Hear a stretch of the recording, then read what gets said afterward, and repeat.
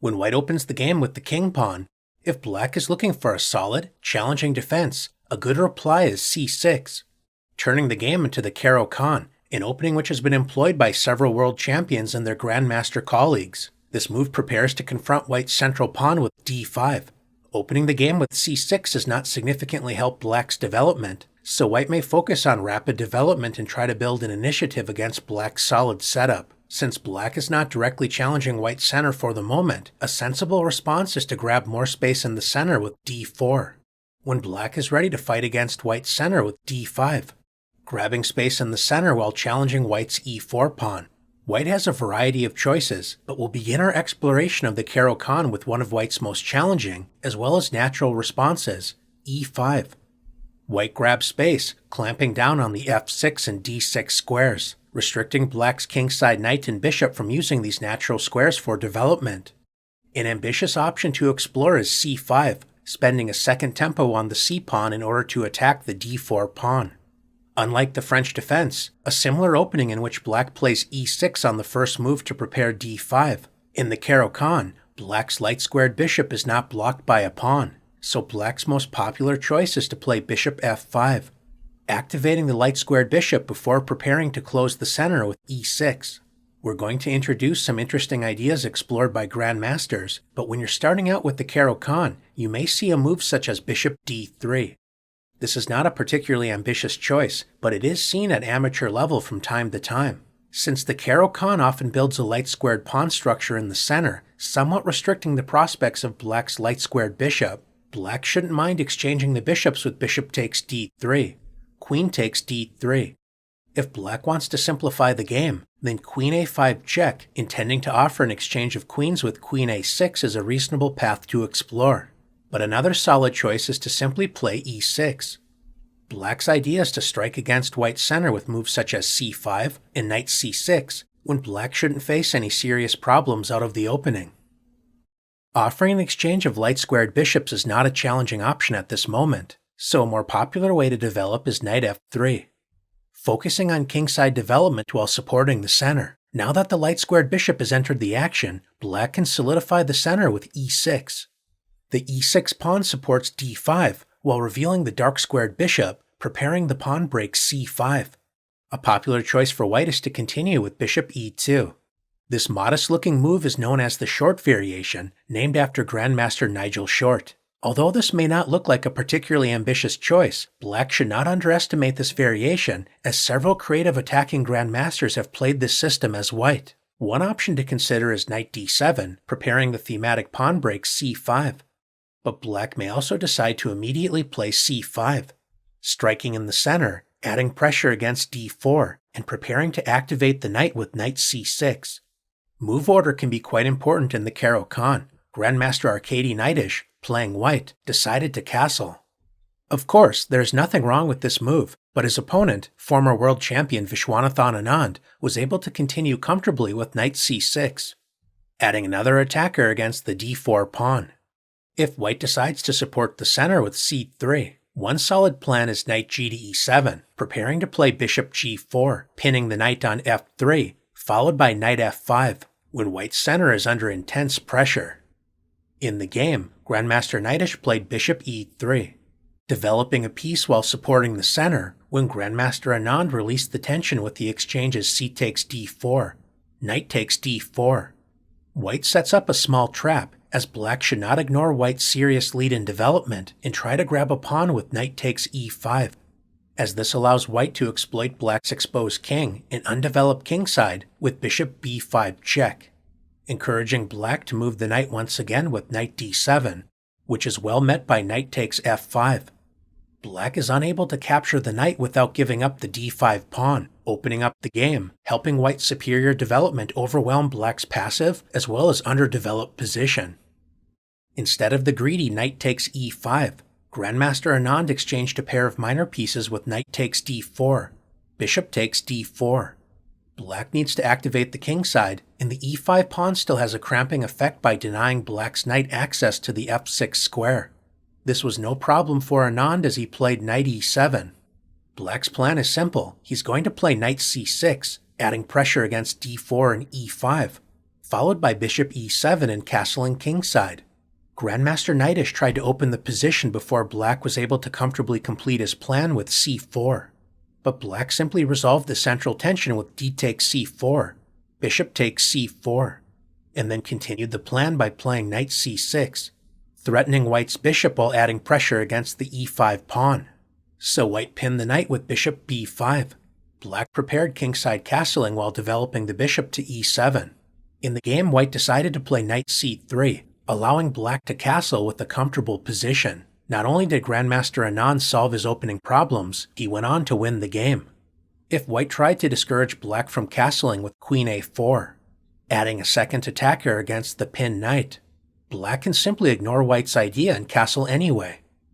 The point is that if white plays bishop takes c6, b takes c6, the c6 pawn cannot be captured as this would drop the bishop, and after rook d1, lining up with black's queen. A simple solution is queen c7, connecting the rooks, supporting c6, as well as adding pressure against the e5 pawn. Black enjoys the bishop pair with a comfortable game. Rather than castling, white may decide to immediately support the center with bishop e3, protecting the d4 pawn while adding additional pressure against the c5 pawn. This is a position debated at grandmaster level, especially with black's most ambitious response, queen b6, increasing the tension in the center while adding pressure against the newly unprotected b2 pawn. We can see the dynamic potential of the short variation come to life with knight c3. White focuses on rapid development while inviting black to capture the b2 pawn. Accepting the pawn is a risky decision as queen takes b2 is well met by the surprising queen b1. If black captures white's knight with check, white is prepared to play bishop d2, attacking the queen, followed by queen takes b7, attacking the unprotected rook on a8. If black decides to trade queens with queen takes b1 check, rook takes b1, white enjoys a significant lead in development while the b7 and c5 pawns are both under serious pressure. Grandmaster Pavel Elyanov, playing black, tried to resolve some of the tension with c4, closing the center but allowing his opponent, former World Championship challenger Sergei Karyakin, to regain the pawn with rook takes b7, when white was able to turn this active position into a fine victory. Since queen takes b2 allows white the type of active chances the short variation tries to produce, a more reliable option for black is to play knight c6, continuing to intensify the central struggle. One popular option to explore is kingside castling, but it's also important to understand what happens if white decides to relieve the central tension with d takes c5, bishop takes c5. It looks like white is simply helping black catch up in development, but this is not a charitable act. White has a specific idea in mind after trading bishops with bishop takes c5, queen takes c5. Thanks to exchanging the dark squared bishops, in one grandmaster encounter, Hikaru Nakamura played knight b5, threatening both knight c7 and knight d6 check. So his opponent, Grandmaster Shakhriyar Mamedyarov, played the prophylactic king f8. Black's king is immune from any annoying knight checks, and knight d6 would not be a wise decision, as the e5 pawn would come under serious pressure, and with it, the knight on d6 would become quite unstable. White will favor centralizing the knight with knight b to d4, followed by kingside castling. White enjoys a central space advantage, although this is still double-edged as it will serve as a target for black. Meanwhile, black will likely continue with knight g to e7, and one idea is to expand on the kingside light squares with h5 and g6, taking space and preparing to move the king to g7. Since the center remains closed, black's king should not face any immediate problems. Slightly strange looking, but ultimately solid positions can be the price of admission for prospective defenders of the Caro Kann. As is typical in the Caro Kann, there is plenty of play available for both sides, and in this particular game, Grandmaster Nakamura managed to bring home the full point for white. Knight f3 is an interesting choice that is not without its poison, but a more aggressive choice that has also attracted Grandmaster attention is h4. This may look like a beginner's move, but it's actually a serious try to gain an advantage against the Caro Kann. It has been tried at no less a stage than a World Championship match and is regularly employed by grandmasters. White grabs more space on the king side and prevents black's natural continuation, e6. This would be a serious mistake as white can win a piece after g4. The light-squared bishop can try to run with bishop e4, but it certainly can't hide after f3, forcing the retreat bishop g6, when white marches forward with h5, trapping the bishop, so white simply wins a piece. Instead of blundering with e6, black can play h6, allowing white to build a space advantage on the king side with g4 and h5. A more solid choice is to stop the h-pawn in its tracks with h5. One popular option for white is to play bishop d3, and another sensible choice is to add pressure against black's center, starting with c4. Now that g4 is no longer a threat, black can return to the typical response e6, supporting the center while preparing kingside development. White may increase the pressure against d5 and develop another piece with knight c3. Black has an important choice to make. If black decides to centralize a knight with knight d7, adding pressure against e5 and hoping to support a future c5 pawn break, this allows white to play c takes d5, forcing black to recapture on d5 with a pawn, followed by bishop g5. Although there is nothing wrong with this approach, a more flexible choice is knight e7, preparing to respond to a possible c takes d5 with knight takes d5, opening up the d-file when the d4 pawn may come under future pressure.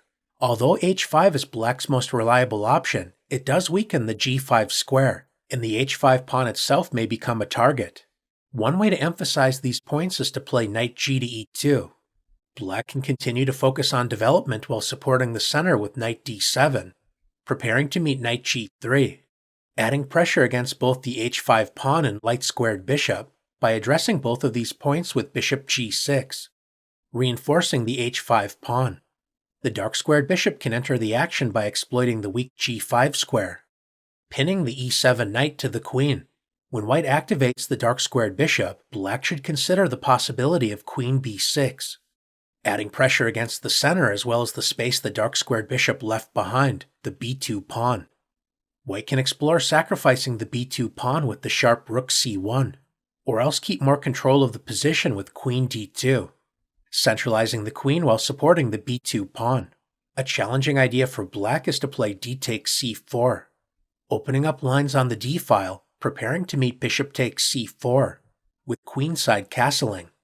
We have reached a very sharp position typical of the h4 advance variation. White enjoys a space advantage with more active pieces, but black has pressure on the d-file, especially keeping in mind white's vulnerable d4 pawn. White may decide to castle queenside, but another plan is to gain a tempo against black's queen with knight a4, followed by adding pressure down the c-file with rook c1, provoking interesting complications with no shortage of interesting play for both sides. Advancing the pawn to e5 is a serious way to test the Caro Kann. A less critical, but still important option is to simply exchange pawns with e takes d5, c takes d5. As we learned in the advance variation, black typically wants to activate the light-squared bishop before playing e6. In one high-level encounter, former world champion Bobby Fischer, playing white in this exchange variation, decided to challenge this idea with bishop d3, developing the bishop to an active diagonal and depriving black's light-squared bishop of the desirable f5 square. His opponent, former world champion Tigran Petrosian, responded with the sensible knight c6, adding pressure against the d4 pawn. If white decides to defend the pawn with knight f3, this allows black to activate the light-squared bishop with bishop g4, pinning the knight to the queen. So Bobby decided to play c3, reinforcing the center. Petrosian continued with knight f6, making a natural developing move and waiting to see how white will continue. Fischer actively developed the dark-squared bishop with bishop f4. We usually see knights quickly entering the game, but this unusual bishops before knight strategy makes it more difficult for black to comfortably develop the light-squared bishop. One interesting idea is to play g6, intending bishop f5, allowing white to double black's pawns on the f-file with bishop takes f5, g takes f5. Black is willing to accept this pawn structure in exchange for strong control over the light squares. Grandmaster Petrosian decided to activate his light-squared bishop immediately with bishop g4, attacking white's queen.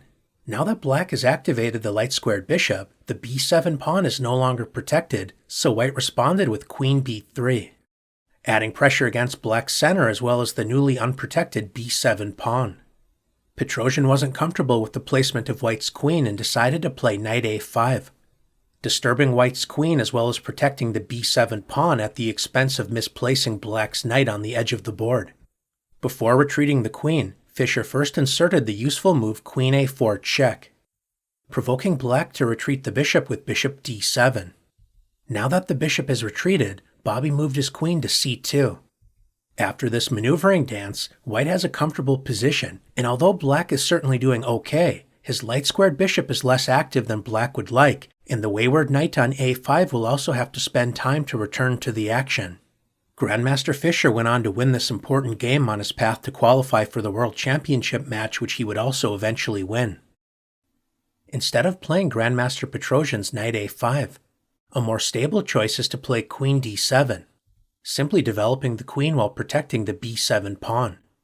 White would like to play knight f3 without allowing structural damage after bishop takes f3, so a sensible choice is to first play knight d2. Black supports the center and prepares to complete kingside development with e6, when white is ready to play knight g to f3, creating the possibility of an unpleasant knight advance to e5, so former World Championship challenger Fabiano Caruana played bishop d6, protecting the e5 square, preparing to castle, and offering an exchange of dark-squared bishops. His opponent, Grandmaster Levon Aronian, accepted this offer with bishop takes d6, queen takes d6. Exchanging the dark-squared bishops involves a potential pawn sacrifice, allowing white to play queen takes b7. Of course, white does not have to accept this sacrifice and may decide to castle, following the simple, safety-first attitude of the exchange variation. But Grandmaster Aronian challenged black to prove compensation after queen takes b7.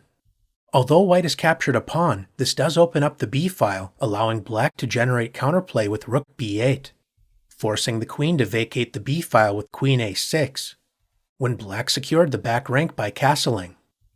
Black may be down a pawn but enjoys a lead in development with an active position. He's prepared to gain a tempo against the queen with rook b6, followed by doubling rooks with rook f to b8, creating serious pressure down the b-file.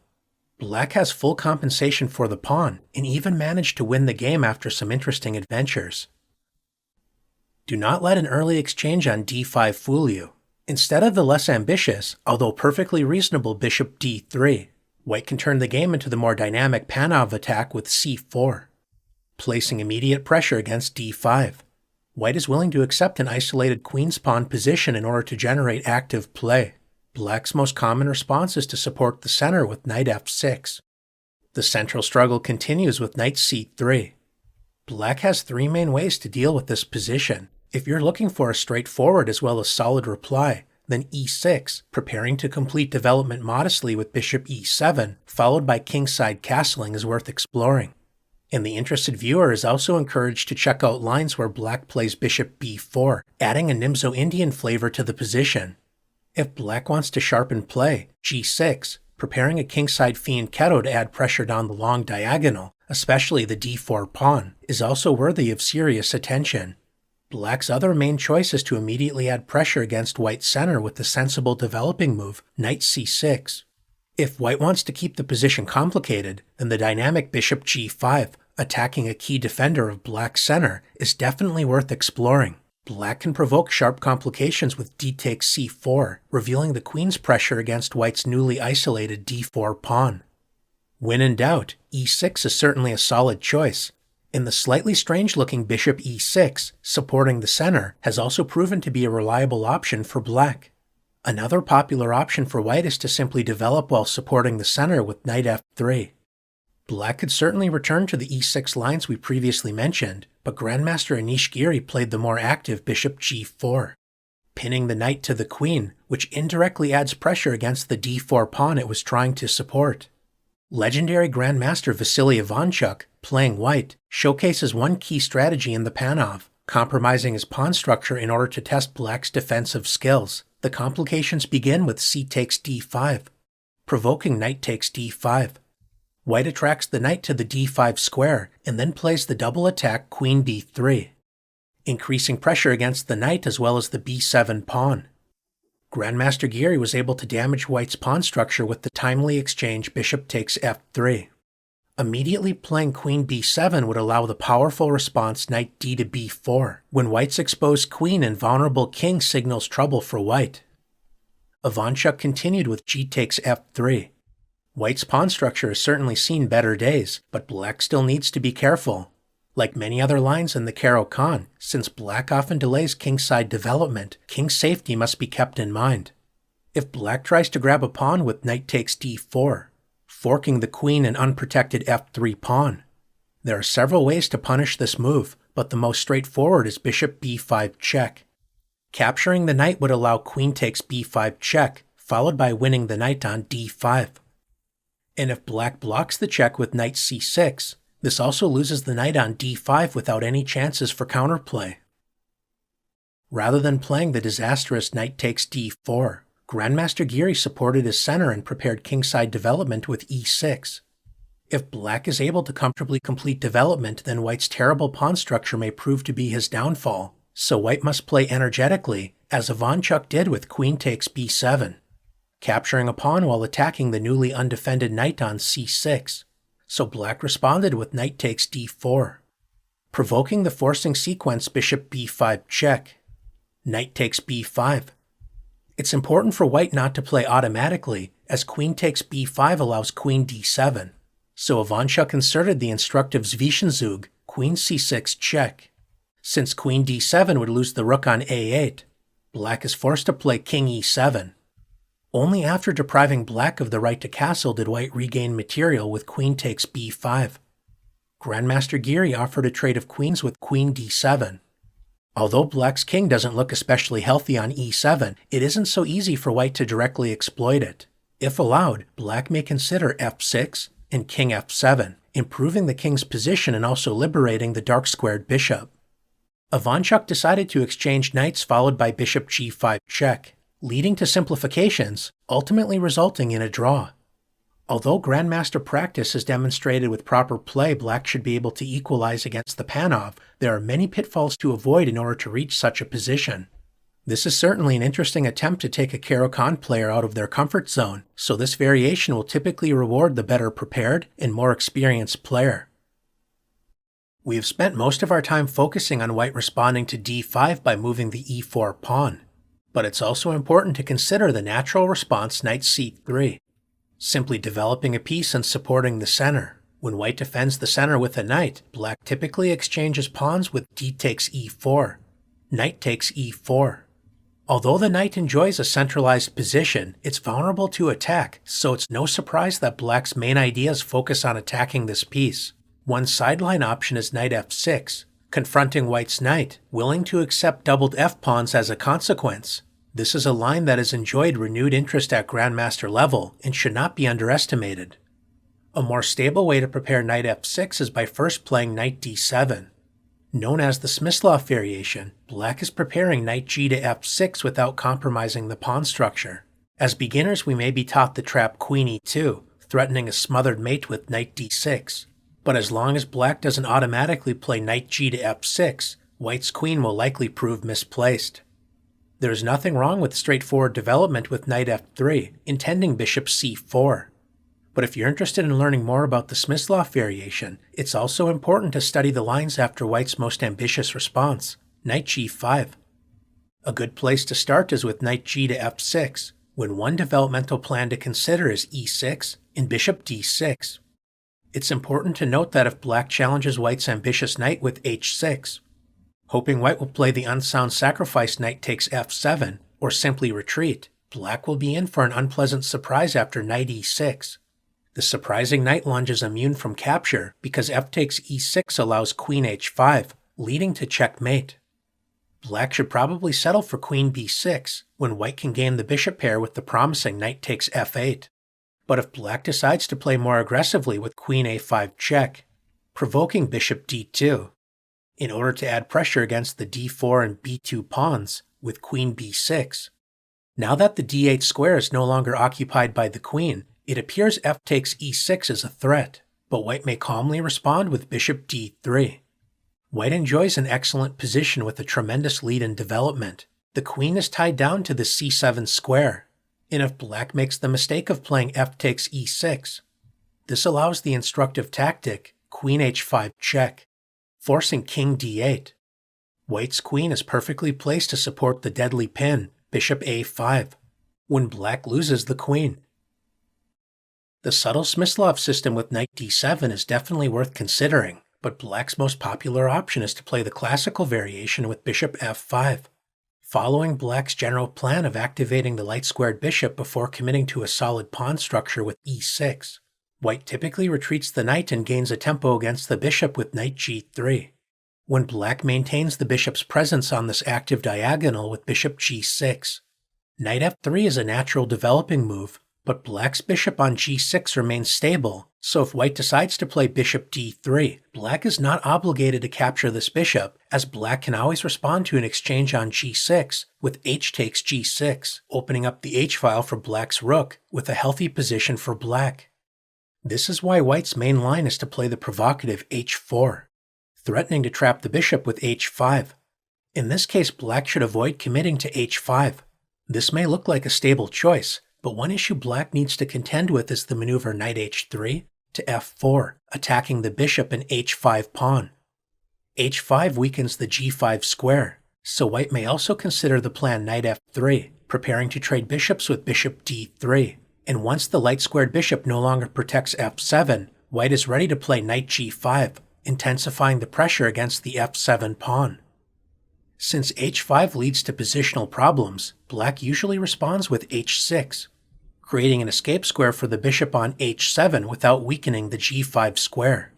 Although there is nothing wrong with playing h5 immediately, White usually inserts the move Knight f3, eyeing the e5 square, so Black can develop and fight for control of this square with Knight d7, when White continues the plan of kingside expansion with h5, gaining another tempo against the bishop, which retreats to the newly opened h7 square. Now that Black's light-squared bishop is no longer in a stable position, White offers an exchange of bishops with Bishop d3. Allowing White to capture the bishop on h7 is not a desirable prospect, so Black typically exchanges bishops with Bishop takes d3. Queen takes d3. White increases the lead in development, a typical theme for White in the Caro Kann. After resolving the issues with the light-squared bishop, Black can commit to the solid light-squared structure with e6, placing pawns on e6 and c6, restraining White's central d4 pawn, creating a typical rock-solid Caro Kann structure that is difficult to break down. Black is ready to continue with Knight g to f6 and Bishop e7, waiting to see how White may continue. Although Black may remain flexible with where to commit the king, White's pawn on h5 makes it fairly clear that White will intend on castling queenside, emphasizing central and kingside pressure against Black's structure.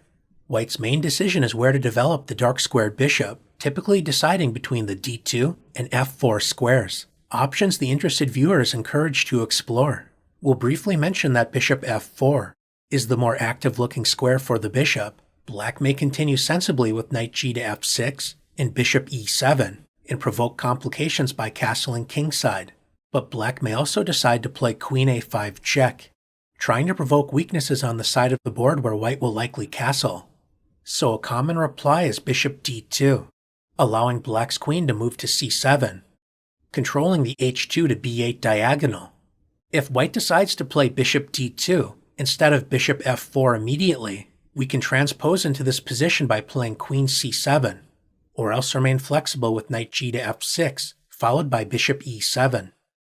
As we can see, there are no shortage of interesting possibilities to explore in the Caro Kann. In this classical variation of the Caro Kann, White enjoys a space advantage with more room to maneuver the pieces, but Black's rock-solid structure has typically sustained any pressure White has been able to place upon it, so this has been a reliable battleground in Grandmaster practice for decades.